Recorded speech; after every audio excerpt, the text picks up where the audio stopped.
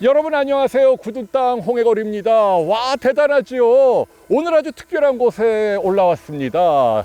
제주 남서 해안을 한눈에 바라볼 수 있는 요즘 가장 뜨고 있는 군산 오름입니다. 자, 여러분 먼저 새로운 친구를 소개합니다. 집사람의 애견 도치입니다. 이렇게 노랗게 생긴 녀석인데요.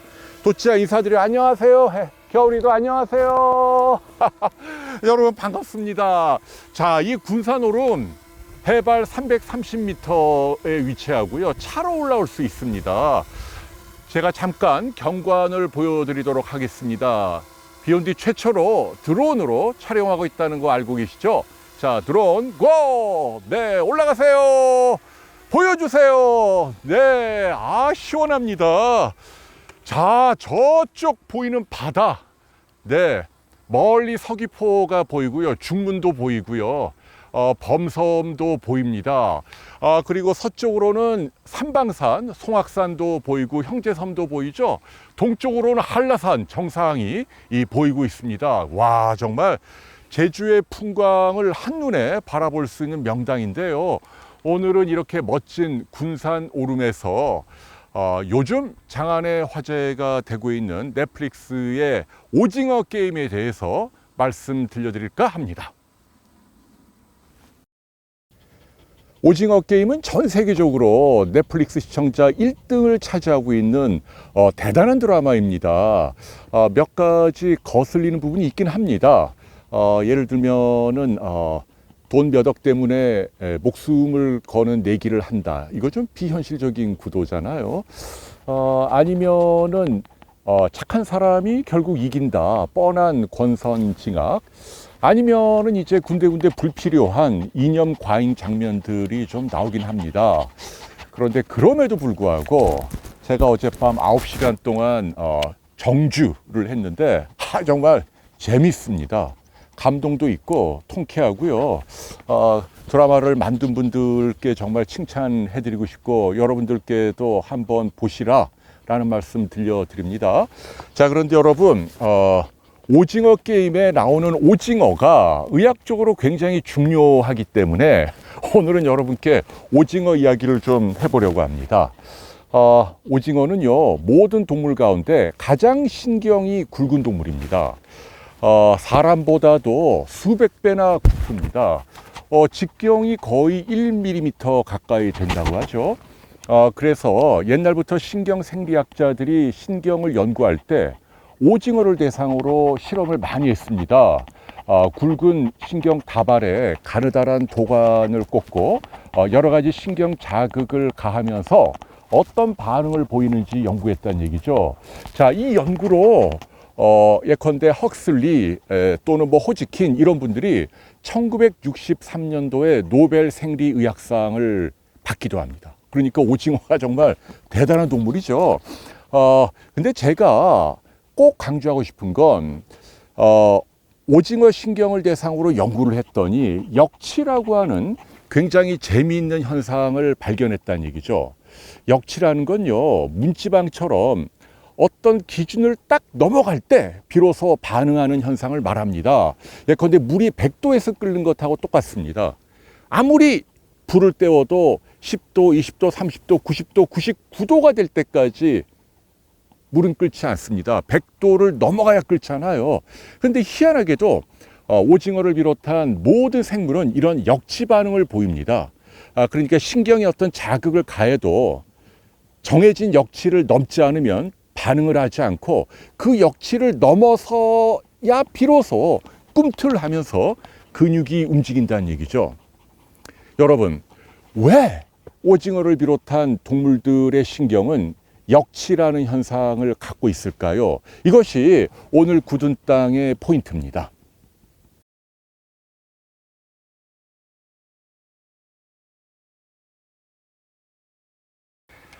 역치는 비례 원칙이 작용하지 않습니다. 자극이 셀수록 반응도 세다. 이게 아니란 얘기죠. 오와 논, 그러니까 전무 아니면 전부 방식입니다. 물을 1도 때우든 99도 때우든 끓지 않는 건 똑같다는 얘기죠.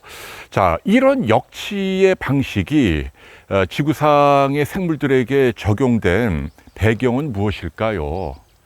그래야만 생존에 유리했기 때문입니다. 가령 여러분, 지금 이 순간에도 제 주변에는 엄청나게 많은 물체들이 눈에 막막에 막 맺히고 있습니다. 귀에도 온갖 소리들이 들리고 있고요. 코로 냄새도 느껴지고 발을 밟을 때 땅의 감각이 느껴져 온다는 얘기입니다. 그런데 대부분 우리들은 이런 사소한 자극들을 무시합니다. 아예 느끼질 않잖아요. 역치가 높기 때문이죠. 그래야만 자기 생존에 정말 중요한 일에 몰두할 수 있기 때문이죠. 그래서 역치가 진화를 통해 선택이 됐다라는 얘기인데요.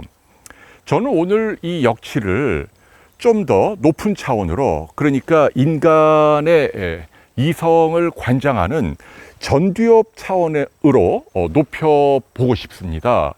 그러니까 전두엽이라는 게 우리의 어떤 본능 또는 충동, 이런 걸 참는 힘이죠. 그리고 감성보다 이성을 통해 판단하는 냉철한 정신현상을 주관하는 중추입니다.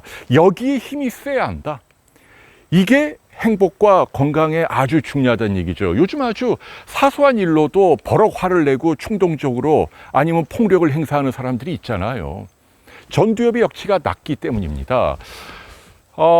오징어 게임에서도 가장 기억나는 대목이, 이건 앞부분에 나오고 중요한 내용이 아니니까 스포일은 아니라고 생각합니다. 주인공 이정재가 어머니 수술비를 마련하기 위해서 이혼한 전처를 찾아가죠. 200만 원만 빌려달라고 합니다. 그런데 거절당하죠. 낭망하고 나오는데 마침 들어온 전처의 새 남편이 200만 원을 줍니다. 그러면서 다시는 이제 우리 식구들을 찾아오지 마십시오라고 말을 하잖아요. 제가 볼 때는 상당히 호의가 실린 또 예의 바른 부탁이었는데 갑자기 화를 버럭 내고 돈이면 다냐 하고 돈을 뿌리고 주먹으로 막 때리더라고요. 영화에 나오는 이정재 씨의 전두엽 역치가 굉장히 낮았다는 뜻입니다. 그렇게 하면 인생에서 행복하게 또 성공적으로 살기가 어렵다는 뜻입니다. 정신의학적으로 건강하고 또 행복하게 살려면 전두엽의 역치가 높아야 합니다. 우리를 괴롭히는 사소한 자극들에 반응하지 않아야 한다는 뜻이죠. 사실은 인간적이다라는 표현이 있죠. 오징어 게임에 이정재 씨가 정말 인간적인 모습으로 나오잖아요.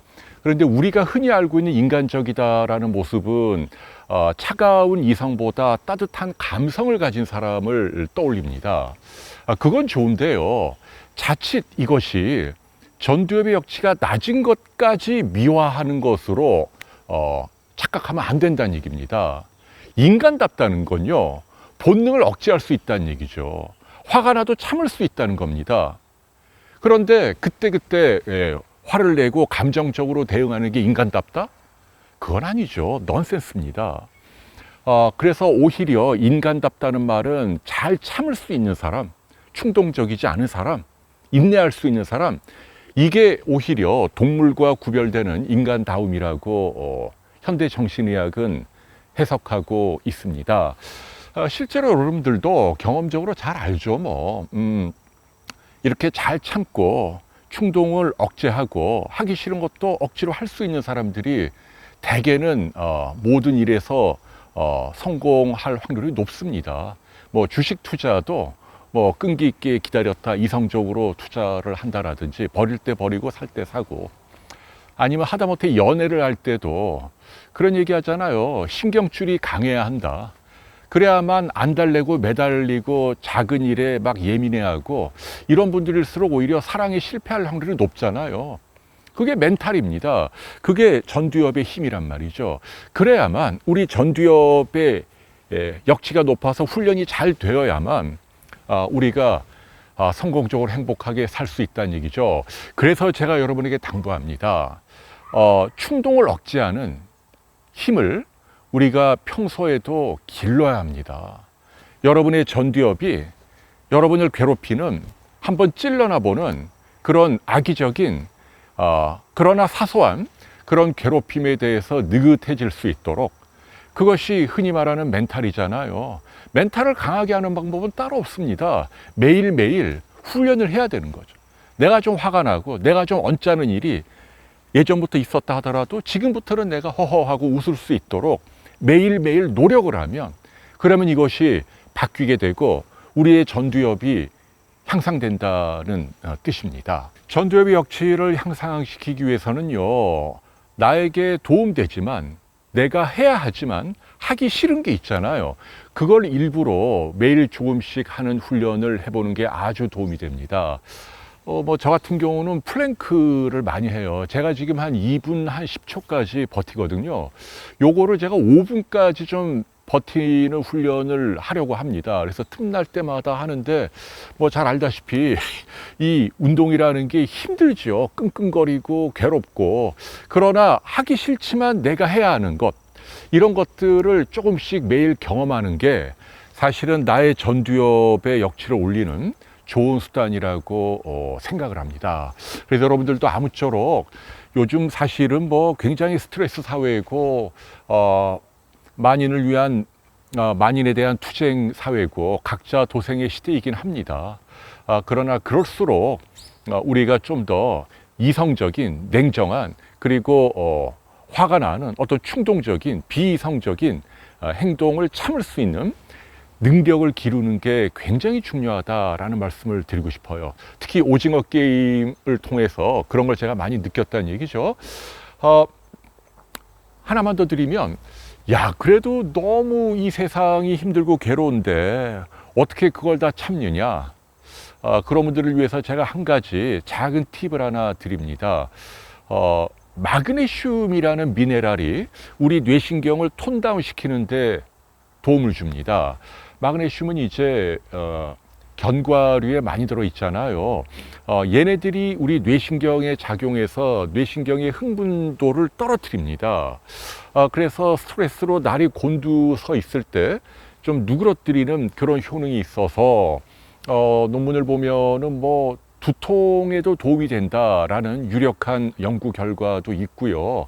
여러 가지 스트레스로 인한 장애, 불면증 이런 데도 간접적으로 도움을 주는 걸로 되어 있습니다. 대개 다른 영양소는 영양제보다 식품으로 먹는 게 좋다고 말하는데요. 미네랄은 동일합니다. 미네랄은 워낙 단순한 분자 구조이기 때문에 굳이 식품으로 먹지 않고 영양제 형태로 먹어도 충분하다. 다행히 마그네슘 미네랄 영양제는 만들기가 쉬워서 가격도 쌉니다. 그래서 여러분들 중에 내가 나의 전두엽의 역치를 키우고 좀 충동을 절제하고 예민한 성격을 좀 훈련시키고 싶다. 그런데 너무 주변에 괴로운 게 많다라고 할 때는 저는 의학적으로 마그네슘이 들어간 미네랄 제제를 하루에 한두 알 복용해 보시면 어떨까?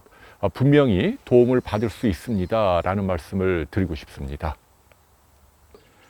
오징어 게임에서 가장 기억에 남는 대목이요, 숱하게 많은 출연자 가운데 가장 비열한 인간 딱 두 종류가 있더라고요. 한 사람은 의사, 그 장기 밀매하는, 또 한 사람은 서울대를 졸업한 경영학과든가요, 엘리트.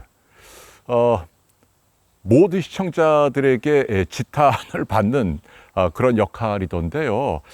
저는 정말 뜨끔하더라고요. 자괴감도 느끼고요. 왜냐하면 저는 서울대도 나오고 또 의사 면허도 있으니까요.